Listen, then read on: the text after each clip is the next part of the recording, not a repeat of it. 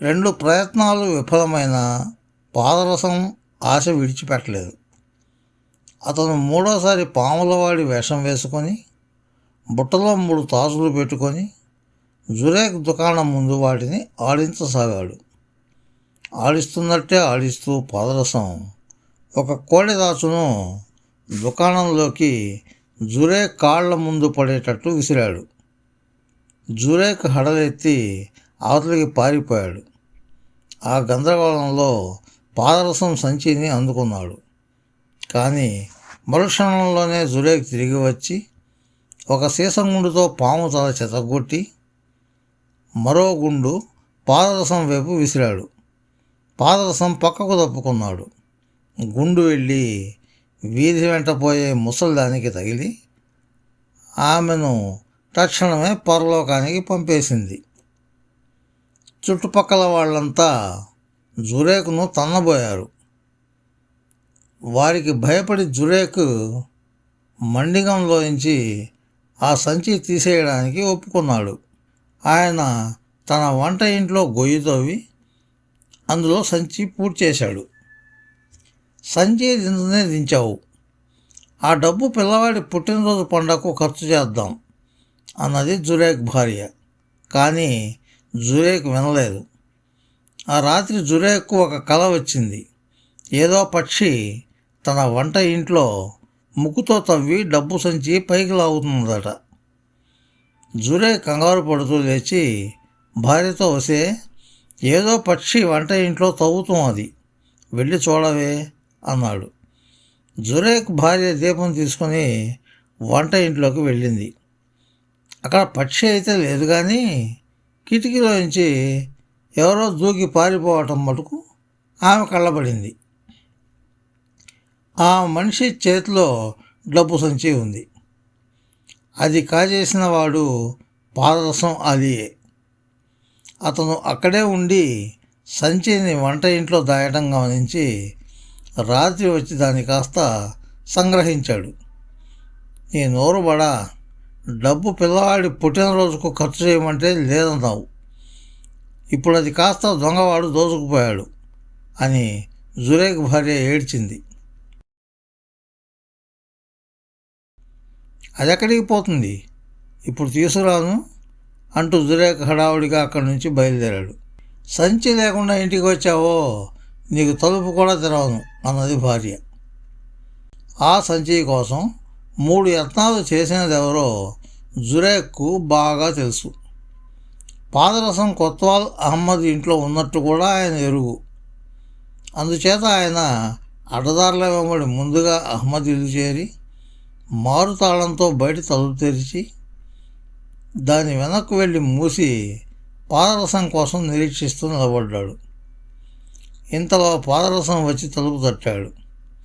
జురేక్ అహ్మద్ గొంతుతో, పాదరసం నువ్వేనా, సంచి తెచ్చావా, ఏది, తలుపు కిందుగా లోపలికి తోయి, నేను హసన్ పందెం వేసుకున్నాంలే, భలే గమ్మత్తైన పందెం, తలుపు తెరిచి అంతా చెబుతా అన్నాడు. ఆ మాట్లాడేది అహ్మదే అనుకొని పాదరసం సంచిని తలుపు కిందుగా లోపలికి తోశాడు. జురేక్ అది తీసుకొని అహ్మద్ ఇంటి మెట్లెక్కి మిద్దె మీదికి పోయి ఆ మిద్దె మీద నుంచి పక్క మిద్దె మీదికి దాటి అవతలి ఇంటి మెట్లు దిగి ఆ ఇంటి తలుపు తెరుచుకొని వీధి ఎక్కి పరమానందంతో ఇంటి వైపు నడవసాగాడు. పాదరసం 1-2 సార్లు తలుపు తట్టి చూశాడు. ఏ అలికిడి లేదు. జురేక్ తనను మోసగించాడా అనుకున్నాడు. వేగంగా అడ్డదారులేమడి పరిగెత్తి జురేక్ ఇల్లు చేరాడు. లోపలికి ప్రవేశించాడు.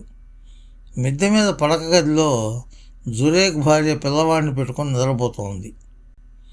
పాదరసం ఆమె లేచే లోపల చేతులు కాళ్ళు కట్టేశాడు.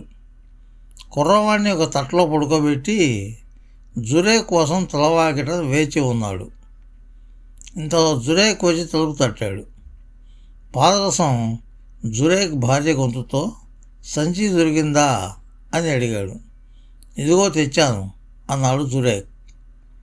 బుట్టలో పెట్టు, డబ్బు లెక్క చూసుకుని కానీ తలుపు తెరవను అన్నాడు పాదరసం జురేక్ భార్య గొంతుతో. అతను ఒక చిన్న బుట్టకు తాడు కట్టి దించి సంచి పైకి చేరుకున్నాడు. తర్వాత సంచి తీసుకొని పిల్లవాడున్న తట్ట ఎత్తుకొని అహ్మద్ ఇంటికి వెళ్ళిపోయాడు. ఎంతసేపటికి తలుపులు తెరుచుకోకపోవడం చూసి జురేక్ తలుపు మీద బాధడం ఆరంభించాడు. చుట్టుపక్కల వాళ్ళంతా చేరారు. ఎన్ని కేకలు పెట్టినా అతి గతి లేదు. చివరకు అందరూ కలిసి తలుపులు పడదోసి లోపలికి వెళ్ళి చూస్తే జురేక్ భార్య మంచానికి కట్టేసి ఉంది. సంచి జాడలేదు. సరికదా, పిల్లవాడు కూడా లేడు. జురేక్ తన భార్య కట్లు విప్పి జరిగిందంతా తెలుసుకొని జుట్టు పీక్కొని అప్పుడే అహ్మద్ ఇంటికి వెళ్ళి దబదబా తలుపు తట్టాడు. అప్పటికే తెల్లవారుతున్నది. లోపల అంతా మేలుకునే ఉన్నారు. జురేక్ పాదరసం ఆలిని చూస్తూనే, డబ్బు సంచి నువ్వు సంపాదించుకున్నావు అనుకుంటాను. పుణ్యం ఉంటుంది, పిల్లవాడినైనా నాకు ఇచ్చేయి అని వేడుకున్నాడు. తొందరపడకండి, మీకు డబ్బు సంచి దొరుకుతుంది, పిల్లవాడు దొరుకుతాడు. కాస్త మా వాడికి మీ మేనగోడలు జీనాబ్కు పెళ్లి ముహూర్తం పెట్టించి మరీ వెళ్ళండి అన్నాడు హసన్ జురేక్తో. తొందరపడకండి, జీనాబ్ను ఆలీకిచ్చే చేయడానికి నాకు ఏనాడు అభ్యంతరం లేదు. కానీ జీనాబు సంతలో కొన్నట్టు కొనడానికి గొర్రెపిల్ల కాదు. దాన్ని పెళ్ళాడేవాడు భరణం ఇవ్వవలసి ఉంటుంది అన్నాడు జురేక్. తప్పక ఇస్తాను, ఏమివ్వాలి అన్నాడు పాదరసం ఆత్రంగా. అజరయ్య కూతురు కమ్మర్ దగ్గర ఉండే బంగారు దుప్పటి, బంగారు శిరోభరణము, బంగారు వడ్డాణము, బంగారు చెడావులు తెచ్చిచ్చిన వాడిని చేసుకోవాలని జీనాబ్ అభిప్రాయం. అవి నువ్వు తెచ్చి జీనాబ్కు భరణంగా ఇవ్వగలిగితే పెళ్ళికి నా అభ్యంతరం ఏమీ లేదు అన్నాడు జురేక్. తెస్తాను అన్నాడు పాదరసం వాలి. జురేక్ తన పిల్లవాడిని డబ్బు సంచిని తీసుకుని వెళ్ళిపోయాక హసన్ పాదరసంతో, నీకేమైనా పిచ్చా ఏమిటి? ఇటువంటి పని ఎందుకు మీద వేసుకున్నావు? అజరయ్య మంత్రాలు చేతబడులు నేర్చినవాడు. వాడికి భూత పిశాచాలు పలుకుతాయి. వాడు బగ్దాద్ నగరం గోడల బయట బంగారం వెండి ఇటుకలతో కట్టిన భవంతిలో ఉంటాడు. రాత్రిపూట వాడు ఇంట్లో ఉన్నప్పుడు తప్ప ఆ ఇల్లు ఎవరికీ కనిపించదు. పగలల్లా వాడు నగరంలో వడ్డీ వ్యాపారం చేస్తాడు. రాత్రివేళ ఇంటికి వెళ్ళి కిటికీలో నిలబడి తన కూతురి బంగారం దుప్పటి ఒక బంగారు పళ్ళెంలో పెట్టి పట్టుకొని, ఇరాన్, ఇరాక్, అరేబియాలో గల ఏ గజ దొంగ అయినా సరే దీన్ని కాజేయండి చూస్తాం అంటాడు. ఎంతమంది దొంగలో ఆ దుప్పటి కాజేయడానికి యత్నించి నాశనం అయిపోయారు. వారిలానే నిన్ను కూడా నాశనం చేయించాలనే దురుద్దేశంతోనే జురేక్ నిన్ను ఉసిగొల్పాడు. ఈ పని నీ వల్ల అయ్యేది మాత్రం కాదు అన్నాడు. ఏమన్నానో అన్నాను. జీనాబును పెళ్లి కూతుర్ని చేసినప్పుడు ఆ బంగారు దుప్పటి కప్పి, బంగారు శిరోభరణం పెట్టి, బంగారు వడ్డాణం చుట్టి, బంగారు చెడావులు తొడిగి మరీ పెళ్ళాడుతాను అన్నాడు పాదరసం ధైర్యంగా.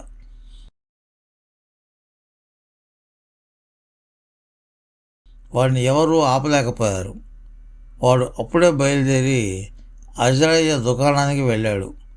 అజరయ్య బంగారాన్ని సంచుల్లో తూయించి గాడిద మీద వేస్తున్నాడు. అజరయ్య దుకాణం మూసి గాడిద మీద సవారీ అయ్యి ఇంటికి బయలుదేరేదాకా దూరంగా వేచి ఉండి ఆలి అతన్ని వెంబడిస్తూ ఊరి వెలుపలకు వచ్చాడు. అజరయ్య ఒకచోటికి వచ్చి సంచిలో నుంచి ఇంత ఇసుక తీసి మంత్రించి గాలిలో చల్లాడు. వెంటనే ఎదురుగా ఒక భవనం ప్రత్యక్షమైంది. ఆ భవనం బంగారు ఇటుకలతో, వెండి ఇటుకలతో కట్టి ఉన్నది. అజరయ్య గాడిద మీద భవనంలో ప్రవేశించాడు. మరికొంతసేపటికి ఆయన కిటికీ తెరిచి చేతిలో బంగారు పళ్ళెంలో బంగారు దుప్పటి పెట్టి పట్టుకొని నిలబడి, ఇరాన్, ఇరాక్, అరేబియాలో గల గజదొంగలారా, చేతనైతే ఈ నా కూతురి సొత్తు దొంగిలించి ఆమెను పెళ్ళాడండి అన్నాడు. అజరయ్యను మంచిగా అడిగి ఆ వస్తువులను బహుమానంగా పుచ్చుకోవాలని ఆలీకి తోచింది. అయ్యా, తమతో ఒకసారి మాట్లాడాలి అన్నాడు అజరయ్యతో. పైకి రా అన్నాడు అజరయ్య. పాదరసం పైకి వెళ్ళి అజరయ్యతో తన అవసరం గురించి చెప్పాడు. అజరయ్య అంతా విని గట్టిగా నవ్వి, పాదరసం చెయ్యి పరీక్షించి, నీకు ప్రాణం మీద ఆశ ఉంటే నా సలహా తీసుకొని ఈ ప్రయత్నం మానుకో. ఎవరో నీకు కీడు కోరి నిన్ను ఈ పనికి పురిగొల్పారు. నా ఆయుర్దాయం కంటే నీకు ఎక్కువ ఉన్నది, లేకపోతే నిన్ను ఈ క్షణాన్ని చంపి ఉందును అన్నాడు. ఆలీ మండిపడి కత్తి చూసి, దుర్మార్గుడా, నేను కోరినది ఇవ్వకపోతే నిన్ను ఈ క్షణంలో చంపేస్తాను అన్నాడు. ఆ చెయ్యి పడిపోవాలి అన్నాడు అజరయ్య. మరుక్షణం పాదరసం కుడి చెయ్యి చచ్చుబడిపోయింది. పాదరసం కత్తిని ఎడమ చేతిలోకి తీసుకున్నాడు. కానీ అజరయ్య మహిమ వల్ల అది పడిపోయింది. ఇప్పటికైనా నీ ప్రయత్నం మానుకుంటావా అన్నాడు అజరయ్య. నాకు ఆ దుప్పటి అవి కావాలి అన్నాడు పాదరసం. అందుకు ఒకటే మార్గం, గాడిదవై వాటిని మొయ్యి అంటూ అజరయ్య పాదరసం మీద నీళ్లు మంత్రించి చల్లాడు. వెంటనే ఆలీ కాస్త గాడిద అయిపోయాడు. మర్నాడు అజరయ్య దుకాణానికి పాదరసాన్ని తోలుకుపోయాడు. ఆ రోజు సాయంకాలం ఇంటికి వచ్చాక అజరయ్య ఆలీని మళ్ళీ మనిషిని చేసి, ఎందుకు చెడతావు? నా సలహా విని వెళ్ళిపో, లేకపోతే ఇంకా హీనమైన జంతువుగా మార్చగలను అన్నాడు. ఆలీ ఆ మాటలేవి వినిపించుకోక అజరయ్య మీదకి ఉరికాడు. అజరయ్య అతని మీద ఇన్ని నీళ్లు చిలకరించి అతన్ని ఎలుగుబంటిగా మార్చేశాడు. మర్నాడు అజరయ్య కూతురు కమర్ తండ్రితో, నాన్న, ఈ అబ్బాయి నన్ను పెళ్ళాడతాడేమో అడుగు అని అడిగింది. నువ్వే అడుగు అంటూ అజరయ్య కోపంగా తన గదిలోకి వెళ్ళాడు. నీకు కావలసింది నేనా, వస్తువులా అని కమర్ పాదరసాన్ని ప్రశ్నించింది. జలైలా కూతురు జీనాబ్ అనే అందగత్తెకు భరణంగా ఇవ్వడానికి నీ వస్తువులే నాకు కావాలి అన్నాడు పాదరసం ఆలీ. వాడి మనసు మారదు చూశావా అన్నాడు అజరయ్య కూతురుతో. తర్వాత ఆయన ఆలీ మీద నీళ్లు చల్లి కోతిని చేశాడు. ఆ రాత్రి కమర్ ఒక నిశ్చయానికి వచ్చేసింది. ఆమె పాదరసం ఆలీకి సహాయం చేయ నిశ్చయించింది. అతను తనను పెళ్ళాడకపోయినా అతని సుఖం కోసం తన వస్తువులు ఇచ్చేయదలిచింది. అందుచేత ఆమె ఆ రాత్రి తన తండ్రితో శతపోరి అతన్ని ఒప్పించింది. తర్వాత తన వస్తువులన్నీ బంగారు పళ్ళెంలో పెట్టుకొని కోతి రూపంలో ఉన్న పాదరసం దగ్గరికి పోయి అతన్ని మనిషిగా చేసి, ఆలీ, ఇవి తీసుకో, నువ్వు కోరే జీనాబును పెళ్ళాడు అన్నది. పాదరసం ఆలీకి కమర్ పట్ల చాలా అభిమానం కలిగింది. అతను ఆమెను వెంట పెట్టుకొని హసన్ అహ్మద్ల వద్దకు వెళ్ళాడు. నువ్వు జీనాబును పెళ్ళాడిన తర్వాత కమర్ను కూడా పెళ్ళాడడం ఉచితం. ఈమె తండ్రికి ఈమె ఒక్కతే కుమార్తె కనుక అతని ఆస్తి కూడా అతడి తదనంతరం చట్ట ప్రకారం నీకే దక్కుతుంది అని వారు అన్నారు. తర్వాత వాళ్ళు దిలైలాను, జీనాబ్ను, జురేక్ను పిలిపించారు. జురేక్ సాక్షిగా పాదరసం జీనాబ్కు కమర్ బంగారు దుప్పటి, శిరోభరణము, వడ్డాణము, చడావులు భరణంగా ఇచ్చాడు. జురేక్ తన మేనగోడలైన జీనాబు పాదరసం ఆలీని పెళ్ళాడడానికి ఒప్పుకున్నాడు. ఈ భరణం సంపాదించడానికి పాదరసం పడిన కష్టాల గురించి విని జీనాబ్ ఆలీ కమర్ను పెళ్ళాడడానికి ఆమోదించింది. త్వరలోనే పాదరసం ఆలీకి జీనాబ్కు పెళ్ళి అతి వైభవంగా జరిగింది. తర్వాత కొద్ది రోజులకు పాదరసం ఖలీఫా దర్శనం చేసుకొని తనను కొలువులో ఉంచుకోమని అర్జీ పెట్టుకున్నాడు. ఆ అర్జీని 2 కొత్తవాళ్ళు, పావురాల టపా నిర్వాహకురాలు బలపరచడం వల్ల ఖలీఫా పాదరసం అలీని రాజభటులకు సర్దారుగా నియమించాడు. నెలకు 1000 దీనారాల వేతనం తీసుకుంటూ పాదరసం జీనాబు కమ్మలతో సుఖంగా కాలం గడిపాడు.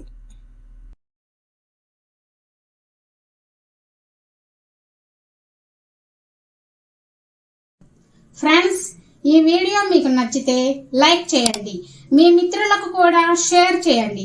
మా ఛానల్కి మొదటిసారి వచ్చినట్లయితే సబ్స్క్రైబ్ చేసి పక్కనున్న బెల్ ఐకాన్ని యాక్టివేట్ చేయండి. మా ఛానల్లో అప్లోడ్ చేసే ప్రతి వీడియో మీకు నోటిఫికేషన్ రూపంలో వస్తుంది. Thank you friends. Thank you very much for watching this video. Bye bye.